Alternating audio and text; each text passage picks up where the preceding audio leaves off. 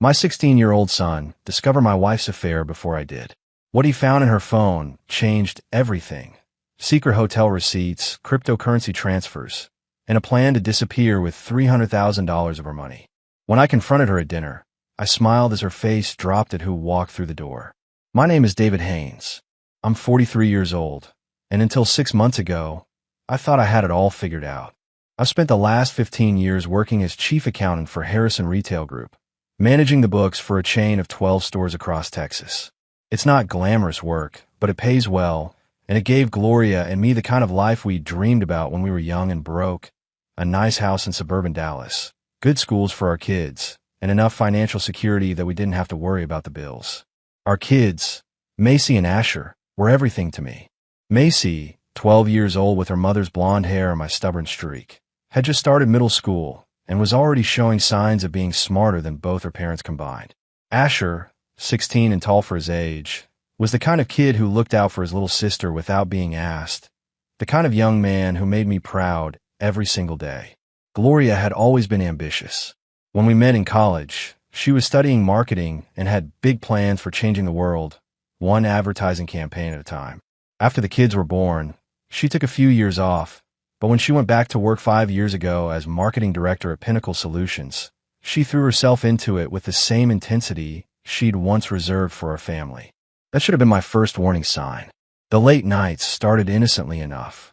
Big campaign launching next month. Honey, she'd say, kissing my cheek as she grabbed her keys. Don't wait up. Then it was weekend calls that couldn't wait until Monday. Client dinners that ran until midnight. Business trips that seemed to multiply like rabbits. I trusted her completely. Why wouldn't I? This was Gloria, the woman who'd held my hand through my father's funeral, who'd stayed up all night when Asher had pneumonia as a toddler, who'd celebrated every promotion and comforted me through every setback. We were a team, but teams require communication, and somewhere along the way, we'd stopped talking about anything that mattered. The morning everything changed started like any other. I was in the kitchen making coffee when Asher came downstairs, his face troubled in a way that immediately put me on alert. Dad, Asher said, glancing around to make sure we were alone. I need to tell you something. That's when I learned that my 16-year-old son had been carrying a burden no kid should have to bear. Asher closed the door behind him and leaned against it, like he was afraid someone might burst in and stop him from talking. My coffee cup felt suddenly heavy in my hands as I watched my son struggle with whatever he was about to tell me. Dad, I've been seeing things, Asher began, his voice barely above a whisper. Things with Mom that don't make sense. I set down my cup, giving him my full attention. What kind of things, son? Asher ran his hand through his dark hair, a nervous habit he'd inherited from me. Last month, when you were at that conference in Houston, I had to come home early from practice because Coach got sick. Mom's car was in the driveway, but so was this black Mercedes I'd never seen before. My stomach tightened, but I kept my expression neutral. Maybe it was a colleague. Your mom has business meetings sometimes. That's what I thought too, Asher said. But when I walked in, the house was quiet. Too quiet. I called out for Mom, and it took her a while to answer. When she came downstairs, she looked different. Her hair was messy, and she was wearing that blue robe you got her for Christmas, even though it was the middle of the afternoon. I felt something cold settle in my chest, but I forced myself to stay calm. Asher needed me to be strong right now. She said she was taking a nap because she wasn't feeling well. Asher continued. But Dad, she wasn't sick. She was nervous, really nervous, and she kept asking me questions about when you'd be home, like she was calculating something. Did you see who owned the Mercedes? I asked, though I wasn't sure I wanted to know the answer. Asher nodded grimly. I pretended to go upstairs, but I watched from my window. About 20 minutes later, this guy came out. Tall, expensive suit. Looked like one of those corporate types Mom works with. He got a Mercedes and drove off. Did you recognize him? Not then, but I've seen him since. Asher's voice grew stronger, more determined. At Macy's school play last week. Remember how Mom said she might be a few minutes late because of a client call? Well, she showed up right on time, but guess who was sitting in the back row? The pieces were starting to form a picture I didn't want to see. The same man. The same man, Asher confirmed. And Dad, they didn't sit together, but I saw them exchange looks. The kind of looks that, well, they weren't business looks. I stood up and walked to the window, staring out the backyard where Asher and Macy had played as children. The swing set was still there, though neither of them used it anymore. Everything looked normal, peaceful, but inside the house, my world was quietly falling apart. Asher, I said, turning back to face him. Why are you telling me this now? You could have kept it to yourself. My son's jaw tightened, and for a moment, he looked older than his 16 years. Because you deserve to know the truth, Dad. And because Macy started to notice things too. She asked me yesterday why Mom seems different, why she's always on her phone now. What did you tell her? Nothing. But I can't keep covering for Mom forever. It's not fair to you, and it's not fair to Macy. I walked over and put my hand on Asher's shoulder. You did the right thing telling me. But from now on, this stays between us until I figure out what to do. Can you handle that? Asher nodded. What are you going to do, Dad? I looked at my son, this young man who'd just shown more integrity than his mother had in months, and I made a decision that would change everything. I'm going to find out exactly what's been going on, I said, and then I'm going to handle it. I spent the rest of that weekend planning my next move. By Monday morning, I had made a decision that would either save my marriage or end it completely. I wasn't going to confront Gloria directly, not yet. Instead, I was going to give her one last chance to come clean. That evening, I made reservations at Meridian, the upscale restaurant downtown that had become our go-to place for special occasions. I told Gloria I wanted to take her out for a nice dinner, just the two of us, to reconnect. She seemed surprised but pleased, which only made what I was about to do more difficult. Wednesday night arrived, and we sat across from each other in the dimly lit restaurant. Gloria looked beautiful in her emerald dress, her blonde hair catching the candlelight. For a moment, I almost lost my nerve. This was the woman I'd fallen in love with, the mother of my children, the person I planned to grow old with. This is nice, Gloria said, sipping her wine. We should do this more often. We should, I agreed, watching her face carefully. Gloria, I need to ask you something, and I need you to be completely honest with me. Her smile faltered slightly. Of course. What is it? I leaned forward, keeping my voice low but steady. Are you having an affair? The color drained from her face so quickly I thought she might faint. Her wine glass trembled in her hand before she set it down carefully. David, why would you ask me that? Because I know about the late nights, the mysterious phone calls, and the lies about where you've been. I kept my tone calm, controlled. I know about the hotel receipts and the secret meetings. What I don't know is why. Gloria's breathing became shallow. She opened her mouth to speak, closed it, then tried again. I don't know what you're talking about. Don't. My voice carried a warning now. Don't make this worse by lying to me again. I have evidence, Gloria. I have proof. The question is whether you're going to tell me the truth yourself or force me to lay it all out for you. She stared at me for a long moment, and I could see the calculations happening behind her eyes. Finally, she straightened her shoulders and looked me directly in the face. I've been seeing someone, she said quietly, for about 8 months now. Even though I'd been expecting it, hearing her admit it felt like a punch to the gut. But I kept my expression neutral. 8 months, I repeated. Who is he? His name is Cole Whitman. He's a corporate attorney. We met through work when his firm was handling a contract dispute for one of our clients. Cole Whitman. The name meant nothing to me, but I filed it away for later. Are you in love with him? Gloria hesitated. I think so. Yes. And our marriage? Our children? Do they mean anything to you anymore? Tears started forming in her eyes. Of course they do. David, this wasn't supposed to happen. It just did. I signaled for the check. Nothing just happens, Gloria. You made choices. You chose to betray our family. You chose to lie to me every single day for 8 months. David, please. Can we try to work through this? I stood up as the waiter approached with the check. At dinner, my wife said she was having an affair. I said quietly, just loud enough for her to hear. I smiled as her face dropped as it walked in. Gloria's eyes widened in confusion. What are you talking about? Who's walking in? That's when the restaurant door opened, and Cole Whitman himself walked in. Cole Whitman was exactly what I'd expected. Tall, polished, with the kind of arrogance that comes from never being held accountable for anything. He strode into Meridian like he owned the place, scanning the room until his eyes landed on our table. The look of confusion on his face was priceless. Gloria gasped audibly. Cole, what are you doing here? I got your text, he said, approaching our table cautiously. You said you needed to see me urgently about David. I smiled wider. I didn't send any text, Cole. I did, however, use Gloria's phone to invite you here. The color drained from both their faces as they realized what had happened. You see, I continued, still seated calmly.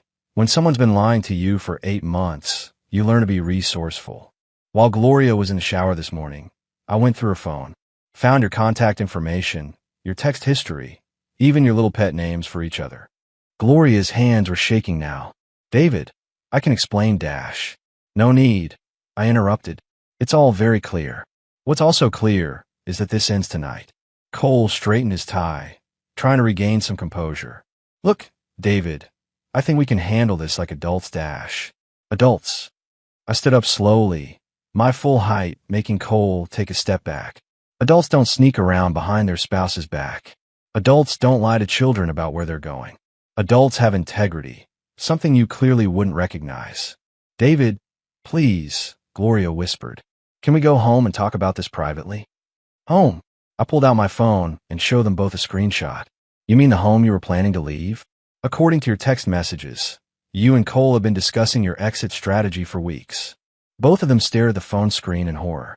But here's the thing, I continued, putting my phone away. I'm not going to make this easy for either of you. Gloria, you want out? Fine. But you'll leave with exactly what you brought into this marriage. Nothing more. You can't do that, Cole said, his lawyer instincts kicking in. Texas is a community property state, Dash.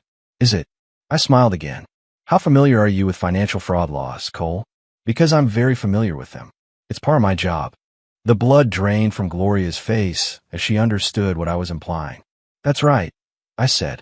I know about the money you've been moving around, Gloria. The joint accounts you've been slowly draining. The credit cards you've been using for your romantic getaways. All of it.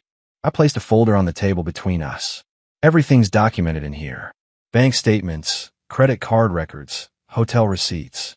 Enough evidence to prove financial misconduct in a divorce proceeding. Cole picked up the folder with trembling hands, scanning the first few pages. This can't be legal. It's all completely legal, I assured him. Just like it'll be completely legal when I file for divorce on grounds of adultery and present all of this evidence to the judge. Gloria was crying now, mascara running down her cheeks. David, please. Think about the children. I'm thinking about them, I said firmly. They deserve better than parents who lie and cheat and betray the people who love them most. I pulled out my wallet and left cash for the dinner on the table. Enjoy your evening together. It's the last one you'll have without consequences. As I walked toward the exit, I heard Cole saying something to Gloria about damage control, but I didn't stop to listen. I had more important things to do. My phone buzzed with a text from my sister Nicole. Everything ready for tomorrow? I typed back. Phase 1 complete. Time for Phase 2. Nicole arrived at my house the next morning with 2 large briefcases and the kind of expression that meant someone was about to have a very bad day. My sister had always been the tougher one between us, and as a senior partner at Dallas's most prestigious law firm, she'd built her reputation on destroying people who thought they were untouchable. Tell me you have everything I asked for, Nicole said, setting her briefcases on my kitchen table. I handed her a thick folder. Bank statements, credit card records, phone logs, even GPS data from Gloria's car. Everything from the past 18 months. Nicole opened the folder and began scanning the documents, her expression growing darker with each page. This is worse than I thought, David. She didn't just steal money. She's been systematically moving assets in preparation for divorce proceedings. What do you mean? Look at these transfers. Nicole pointed to several highlighted entries. Small amounts, always under $10,000 to avoid triggering banking alerts. But over time, she's moved nearly $300,000 into accounts that aren't in her name. My blood ran cold. $300,000. All traced back to Cole Whitman's various business accounts. David, your wife and her boyfriend have been planning this for months. They were going to clean you out and disappear. Nicole opened her first briefcase, revealing stacks of legal documents. But here's the beautiful thing about being a lawyer. I know exactly how to turn their own plan against them. What are you talking about? Cole Whitman isn't just any attorney, Nicole said with a predatory smile. He's been under investigation by the state bar for ethical violations. 3 separate complaints in the past 2 years, all involving conflicts of interest and client funds. She pulled out another set of documents. In Gloria's company, they have a strict morality clause in their employment contracts. Adultery with business associates is grounds for immediate termination without severance. I stare at the paperwork, understanding dawning. You're going to destroy both of them. I'm going to use the law to ensure justice is served, Nicole corrected. By the time I'm finished, Cole will be disbarred and Gloria will be unemployed, broke, and facing criminal charges for financial fraud. Nicole opened her second briefcase, revealing what looked like surveillance equipment. But first, we need to catch them in the act. Tonight, they're meeting at Cole's apartment. I have the address. How do you know that? Because I've been monitoring Gloria's phone since you gave me her password yesterday. She thinks she's being careful, but every text message, every phone call, every GPS location is being recorded. Nicole handed me a small device. This is a recording device. Tonight, you're going to confront them at Cole's apartment, and you're going to get them to admit everything on tape. Is that legal? Texas is a one-party consent state for recordings, Nicole explained. As long as you're present during the conversation, it's completely admissible in court. I looked at the device, then back at my sister. What exactly do you want me to say to them? You're going to offer them a deal, Nicole said. Tell them you'll agree to a quiet divorce with shared custody if they return the stolen money. Let them think they're getting away with it. But they're not. Nicole's smile was razor sharp. Not even close. The moment they admit to taking the money, we have them for theft. The moment they agree to return it, they've confessed to the crime. And once we have that recording, I'll destroy them both in ways they never saw coming. She stood up, closing her briefcases. David, what Gloria did to you and the children is unforgivable. But what she and Cole did with your money, that's criminal. And I'm going to make sure they pay for every single dollar. Cole's apartment was in one of Dallas's most expensive high-rises, the kind of place that screamed success and arrogance. As I rode the elevator to the 20th floor, I could feel the recording device in my pocket, a small weight that carried the promise of justice. I knocked on the door, and Cole answered wearing a silk robe that probably cost more than most people's monthly salary.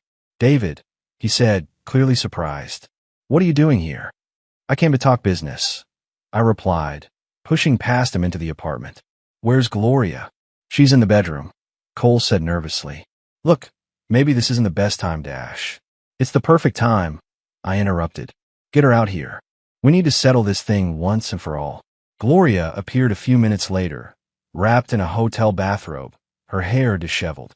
The sight of her in another man's apartment, in his clothes, should have hurt more than it did. Instead, all I felt was disgust. David, what are you doing here? Gloria asked, her voice shaky. I'm here to make you both an offer, I said, taking a seat on Cole's expensive leather couch. One that could save all of us a lot of trouble. Cole and Gloria exchanged glances before sitting across from me. I know about the money, I continued. All of it. The transfers, the hidden accounts, the plan to disappear with our assets. Gloria started protest, but I held up my hand. Let me finish. Here's my offer. You return every penny you've stolen, and I'll agree to a quiet divorce. No criminal charges, no public scandal, no fight over custody. You can have your new life, and I'll have mine. Cole leaned forward, his lawyer instincts taking over. What exactly are you accusing us of? Don't play games with me, Cole. I have bank records showing Gloria transferred nearly $300,000 to accounts under your control. In Texas, that's theft of marital assets. Gloria's face went white. David, I can explain, Dash. Can you explain why you moved our children's college funds into your boyfriend's business account? I asked. Can you explain why you've been using our joint credit cards to pay for hotel rooms and jewelry for another man? Okay, Cole said quickly. Let's say hypothetically that some money was moved around. What guarantee do we have that you won't pursue legal action anyway? I pulled out a prepared document that Nicole had drafted. This is a signed agreement. In exchange for the return of all marital assets, I waive the right to pursue criminal charges. Cole took the document and read it carefully. This seems reasonable. Gloria, what do you think? Gloria was crying now, mascara running down her cheeks. I never meant for it to go this far. We were planning for a future together. So you admit you took the money? I asked. Yes, she whispered. But it wasn't stealing. It was community property. Community property that you moved without your spouse's knowledge or consent, I pointed out. That's the legal definition of theft, Gloria. Cole set down the document. All right, David. We'll return the money. All of it. But we need some time to liquidate the investments. Investments? I raised an eyebrow. We put the money into cryptocurrency and some high-yield accounts, Cole explained. It'll take a few days to convert everything back to cash. Perfect. They just admitted not only to stealing the money, but to hiding it in investments, making it premeditated financial fraud. Fine, I said, standing up. You have 1 week to return every penny. After that, all bets are off. As I walked toward the door, Gloria called out, David, for what it's worth, I really am sorry. I turned back to look at her one last time. No, Gloria, you're not sorry you did it. You're sorry you got caught. As the elevator descended, I pulled out my phone and sent Nicole a text. Got everything we need. Her response came immediately. Time to destroy them. The hardest part of everything wasn't dealing with Gloria or Cole. It was sitting down with Asher and Macy to explain that their family was falling apart. But they deserved the truth, especially Asher, who'd been carrying this burden for weeks. Kids, I said that evening as we sat in the living room, I need to tell you something important about your mother and me. Macy looked up from her homework, her 12-year-old face already showing concern. Are you getting divorced? The directness of her question caught me off guard. What makes you ask that? Mom's been acting weird, Macy said simply. And you've been sad. Plus, Asher told me Mom has a boyfriend. I shot a look at Asher, who shrugged apologetically. She figured out on her own, Dad. She's not stupid. No, she's not. I agreed, turning back to Macy. Yes, sweetheart. Your mother and I are getting divorced. Macy nodded matter-of-factly.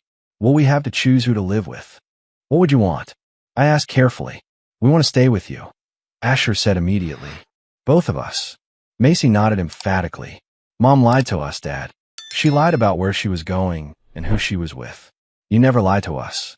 The simple faith they had in me was both heartwarming and heartbreaking. Your mother loves you both very much, I said. She just made some very bad choices. Will we still see her? Macy asked. Of course. She'll always be your mother, no matter what happens between her and me. Asher leaned forward. Dad, what about the money she took? Nicole told me she stole from us. I made a mental note to talk to my sister about discussing adult matters with the children. That's being handled through the lawyers. Don't worry about it. Are we going to be okay? Macy asked quietly. I pulled both my children close to me. We're going to be better than okay. I promise you that.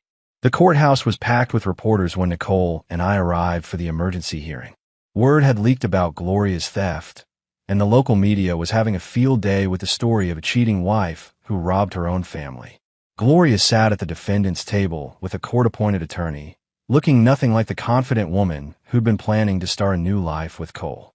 Her expensive clothes had been replaced with a simple black dress, and her face was drawn with stress and exhaustion. Cole was notably absent.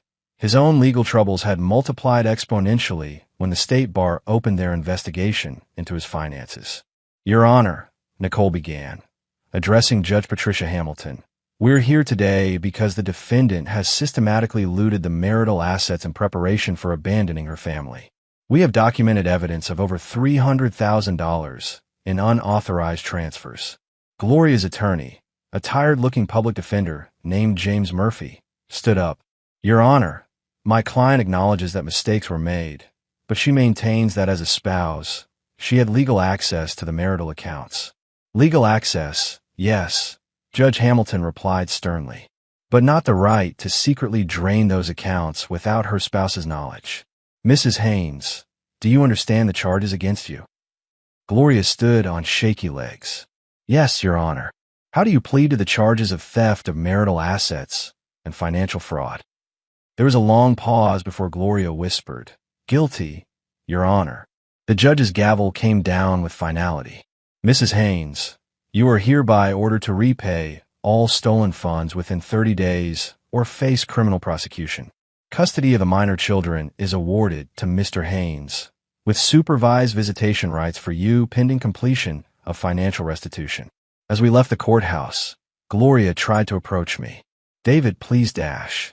The children want to see you, I said quietly. But that's their choice, not mine. You'll need to earn back their trust, just like everyone else you betrayed. Nicole squeezed my shoulder as we walked away. It's over, David. You won. But as I looked back at Gloria standing alone on the courthouse steps, I realized this wasn't about winning or losing. It was about protecting my children and rebuilding the life she'd tried to destroy.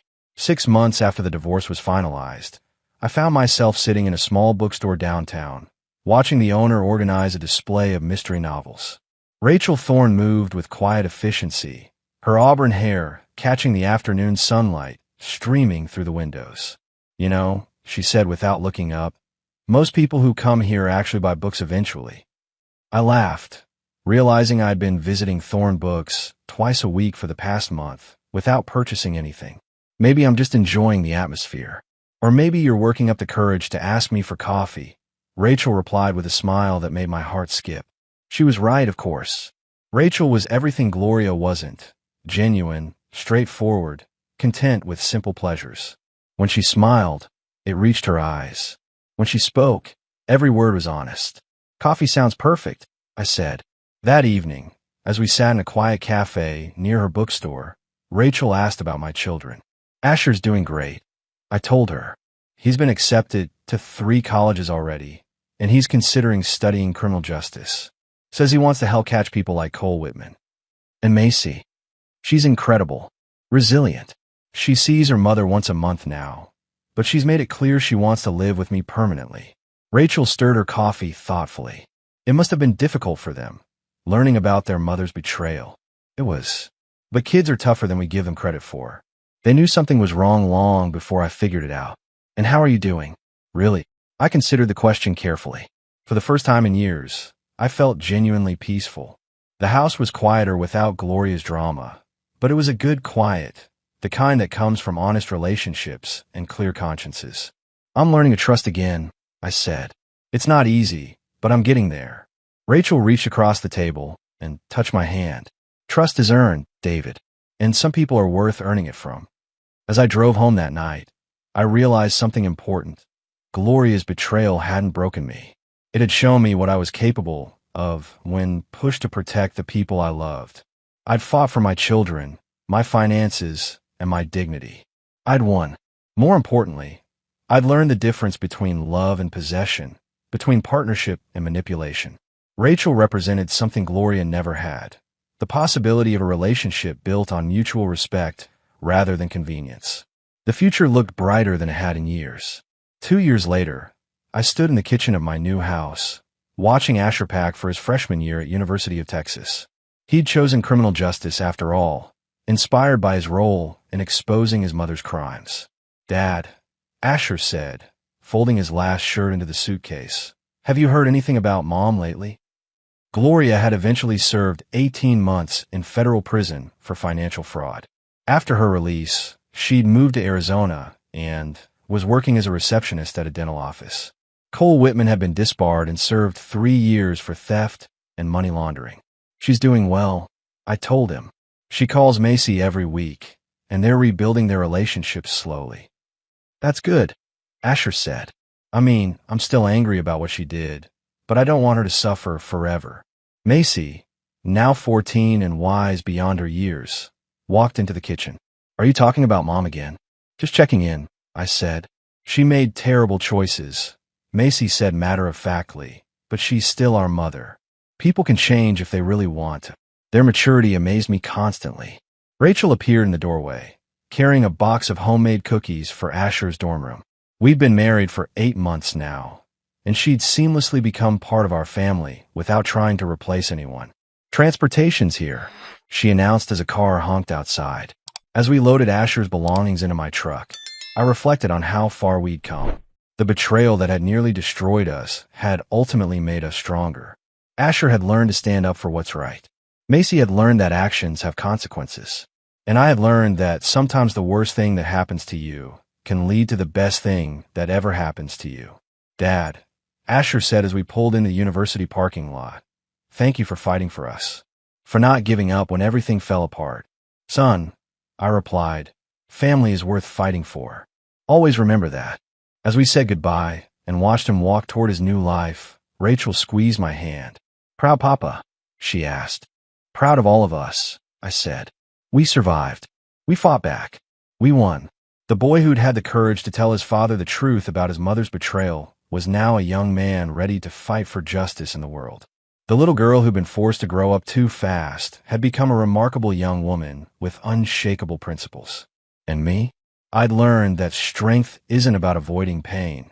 It's about facing it head-on and protecting the people you love. We'd built something better from the ashes of what Gloria had tried to destroy. That was victory enough for any man.